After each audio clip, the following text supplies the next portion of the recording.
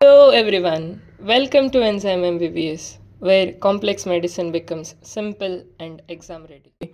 Without wasting any time, let's get started. So the first question is difference between reversible and irreversible cell injury. This question they have been repeating from last 2 years, so it has become a very significant question now. So start with the definition. That is a reversible cell injury. It is a mild to moderate form of cell injury in which the structural and functional changes are temporary and cell can return to its normal state once the injurious stimulus is removed. Whereas irreversible cell injury, it is a severe form of cell injury in which the damage is permanent and cell is unable to recover, inevitably resulting in cell death. Pretty simple definitions. Next, coming to the then explain what is reversible and what is irreversible. So, reversible cell injury, start with the cause. It's again ischemia or hypoxia. We discussed this even in the longest video. So, what happens actually? What is the pathogenesis? Oxygen supply decreases. So, ATP production decreases because there is something called as electron transport chain which produces ATP for which oxygen is required. So this happens. Why that happens? Because that you understood. Now, after what happens after the reduced ATP production? ATP is required for the sodium potassium ATPase pump, but now the ATP is not there. So the sodium influx happens. Normally, sodium is more outside, but now sodium gets inside, and wherever sodium goes water follows, so water also comes in. So because of that, cell swelling happens, and when the cell swelling happens, all the structures inside it also swells, and there is something called as rough endoplasmic reticulum inside the cell, right? You have been studying from the primary class. So that rough endoplasmic reticulum has ribosomes on its border. Now that gets detached because of the swelling, and the ribosomes function is protein synthesis, but now they get detached, so there is reduced protein synthesis. So this is a pathogenesis. And coming to the morphological changes, how it looks during the reversible cell injuries, first thing is cell swelling, that is hydropic change, because the swelling happens because of the water. Hydro means water. So next it is fatty change. So the change you can especially see in liver. Now fatty liver is a separate 5-mark question which we are going to deal in some other video. So that is also a reversible cell injury. And plasma membrane blebbing. What is blebbing? Someone may have doubt. So when a cell swells, basically it will look like a amoeba. Like there may be some structures that is like you have seen the diagram of amoeba, right? It will be something like that, but in amoeba we call it as pseudopodia, but during the cell injury we call it as bleb. Okay, and next it is mitochondrial swelling and dilation of endoplasmic reticulum. So these are the morphological changes. So these changes are reversible once normal oxygen and nutrient supply is restored. Whereas coming to the irreversible cell injury, the cause is same, but it has prolonged effect, or if the injury is severe or duration of injury is long, then it becomes irreversible cell injury. So what happens? Pathogenesis, all those things what happens in reversible of course takes place, but there are two key events which actually marks the irreversibility. One thing is inability to reverse mitochondrial dysfunction. If you can't reverse the mitochondrial function, then it can't produce ATP, the cell is obviously gonna die. And one more is massive calcium influx. Why calcium influx results in irreversible? Because see, when the cell swells, the membrane permeability is lost, so more calcium comes inside.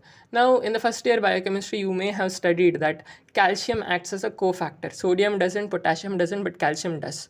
So, when if it acts as a cofactor, after coming inside, it can activate some enzymes. And those enzymes, which I have listed here, these are phospholipases, proteases, endonucleases, and ATPase, they potentially can cause the damage to the organelles. Like phospholipases causes membrane damage because membrane has phospholipids.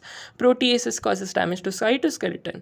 Endonucleases causes DNA damage. So all these organelles get digested because of these enzymes, and that's why we call it as calcium influx massively will obviously gonna result in irreversible cell injury. It's a point of no return. Next, coming to the morphological changes. Now, here you can see severe plasma membrane damage, lysosomal rupture with the release of hydrolytic enzymes. Obviously, it has hydrolytic enzymes inside it, and mitochondrial membrane disruption and nuclear changes. Now, nuclear changes is very important in this answer. You have to write that pycnosis, karyorrhexis, and karyolysis. Even we discussed in the longest answer also. So, pycnosis is nuclear shrinkage and increased basophilia. Karyorrhexis is nuclear fragmentation, whereas karyolysis is dissolution of nucleus. And draw this diagram. This will fetch you extra marks. So, all these changes result in cell death, usually by necrosis and sometimes by apoptosis. Coming to the examples for both, which also has significance in this answer. So the example for reversible cell injury is short-term ischemia of myocardium. So in irreversible, it is long-term ischemia of myocardium. And the other examples for reversible cell injury is fatty change in liver due to alcohol consumption. Because if you stop taking the intake of alcohol, it can be reversible. It is in the initial stages. And mild hypoxia due to anemia, again, it is also reversible. And early acute tubular injury in kidney, all these are reversible. Now, coming to the irreversible, one I already told, that is prolonged ischemia of myocardium. Other than that, severe chemical injury, extensive thermal burns, and severe bacterial infections producing toxins. Now, severe chemical injury example is cyanide poisoning. You would have studied again ETC, electron transport chain. Fourth complex is inhibited by cyanide, right? So that is why cyanide poisoning is very, very dangerous. Now, coming to the differences, obviously the question was differences, but if you draw only this tabular column, then they won't give you the marks. You have to fill the pages, you have to explain the content. So that is why all those was necessary. And ultimately, you will finish your answer by drawing this tabular column. Everything which we discussed is mentioned here. You can easily understand that by reading the feature and in front of it. Whatever we discussed, that only we written in this form. Okay. So now going to the second question, that is pathologic calcification, which is a very, very important question. They have been asking this question from a while. Either they will ask pathologic calcification or they will ask dystrophic or metastatic, like that. So coming to the definition, pathologic calcification is the abnormal tissue deposition of calcium salts together with smaller amount of iron, magnesium and other mineral salts. It's a straightforward definition, isn't it? Coming to the types. It is dystrophic calcification and metastatic calcification. Now let's see one by one. So first one, dystrophic calcification. Again, the definition. Deposition of calcium salts occur locally in dying or dead tissues. Whereas in metastatic, I will tell now only, there the deposition of calcium happens even in the normal tissues because of hypercalcemia. In dystrophic, even the calcium level is low, even the calcium level is normal, the calcification do takes place because it will taking place in the dying or dead tissues. Now, causes. So first one is again necrotic tissue. No matter whether it is coagulative necrosis, caseous, liquefactive, or an enzymatic necrosis of fat, in all these types of necrosis, calcium deposition do take place. And other than that, in dead eggs of some microbes like schistosoma, cysticercosis, and hydatid cysts also, this happens. And in some degenerating tissues like heart valves, this occurs in aging or if there is any damage in heart valves, and even in the atherosclerotic plaques. Coming to the mechanism, what happens is, see, calcium binds to the phospholipids of damaged cell membranes. You know, right? Just before I explain that the massive calcium influx takes place. Now, as soon as massive calcium influx takes place, already the cell membrane are swelling. Now, it's gonna, some few amount of calcium is gonna activate enzymes, they're gonna damage membrane, and there, inside that, there will be some phospholipids. Now, that calcium binds to these phospholipids. So, the accumulation takes place. Okay, so initiation of crystal formation in necrotic tissues.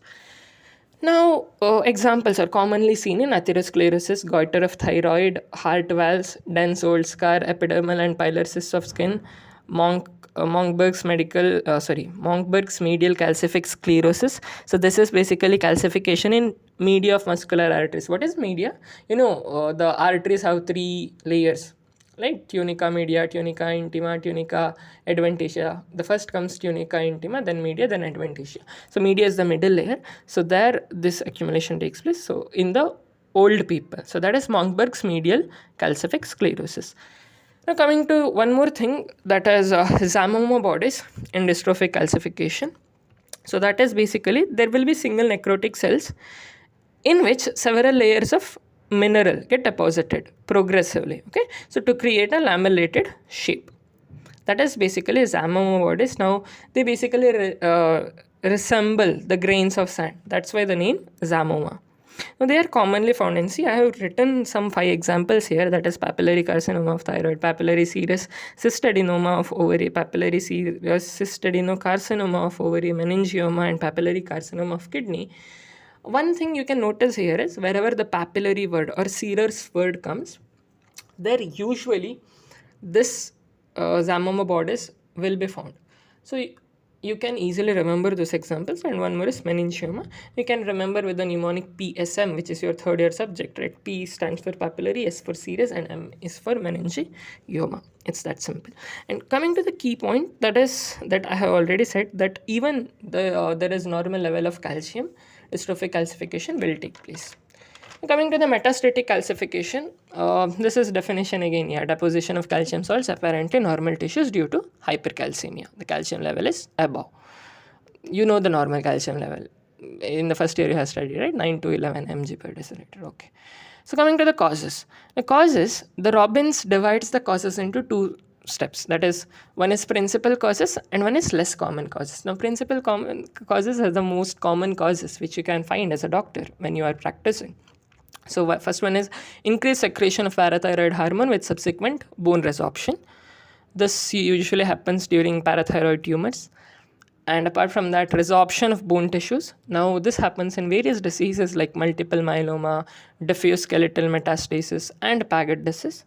And apart from that, vitamin D disorders, which happens due to vitamin D intoxication or sarcoidosis or Williams syndrome. And one more is, now again, you may have doubt, what is the sarcoidosis, what is Williams syndrome, what is multiple myeloma, what is skeletal metastasis. All these diseases we are going to study in systemic pathology. So this is general pathology. Basically, you have to understand things. Its application part in detail, we are going to see it in systemic pathology. The fourth cause is renal failure, which causes retention of phosphate, which will lead to the secondary hyperparathyroidism. Okay. The next one is less common causes. So it is basically aluminum intoxication, which actually occurs in chronic renal dialysis. And one more is milk alkali syndrome, that basically happens due to excessive ingestion of calcium, eating more calcium. Okay. Now coming to the mechanism, see, when the serum calcium level increases, it gets deposited. Now for that, it doesn't need a tissue to be damaged or dying. Even in the normal tissue, it will go and deposit. So that's why we mentioned that dystrophic happens in dying tissues, whereas this happens in even normal tissues. So alkaline environment favors this calcium deposition. So next, coming to the common sites, it is kidneys, lungs, gastric mucosa, systemic arteries, and pulmonary veins. The deposition in kidneys is also known as nephrocalcinosis. Now coming to the morphology, you have to write again gross and microscopy. The gross thing you will write it as chalky white and gritty deposits. Okay, and microscopy, it is basically basophilic granular deposits on H&E stain. Sometimes clumped appearance can also be seen, and Zamoma bodies and asbestos bodies. Now, Zamoma bodies we discussed, but as asbestos bodies you can find in asbestosis. Okay, so these are also present in some cases. Coming to the special stain, see, this is a particular thing which will give you the bonus mark. Not everyone is going to write this, the special stain. If you write this, you will get 4, obviously you can get, but see, one thing is the special stain, okay, and even in the microscopy, if you have time, your college would have taught you some microscopic diagrams, like that Monkenberg's thing we studied now, Monkenberg's medial calcific sclerosis. They usually make you draw that diagram. You draw that. Even in the long essay question, draw the caseous necrosis and coagulative necrosis microscopic diagram, put it. Even if you reduce few things, you will get that extra mark. 4.5, till 4.5 you can reach, and if the examiner is kind-hearted, he may even give you 5. So that's how you get the marks. Presentation, key things, rare things included with the headings. It's going to help. So the special stain, it is von Cosa stain here, which, see, why special stain is required? Calcium is basically basophilic. I mean, you can see it in a blue or purple color in the microscope. Now, even nucleus has the same color. So sometimes they need a special stain to differentiate this. So they use vancomycin. That basically gives a black deposit, I mean black color for the calcium. So you see you can see calcium like a black deposit in the under the microscope. So that is the use of it.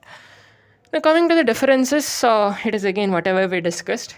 When you read this tabular column, it will be like a revision for you. So just read it and mention it in the last. So that sums up our today's video. See, there are some more questions under the short essays in this particular chapter, but what I thought is including all the questions in one single video will take a very long time, and even people like you will lose the interest to see it. Or yeah, it's not even attention span also decreases, right? So we will do it in parts. More parts are on its way. We are working on it, so it will come. Apart from that, yeah, please guys, even I mentioned in the last video, comment under the video, so it helps us to reach more people and grow fast. And apart from that, yeah, study well, as usual, study well, do well, all the best. Thank you.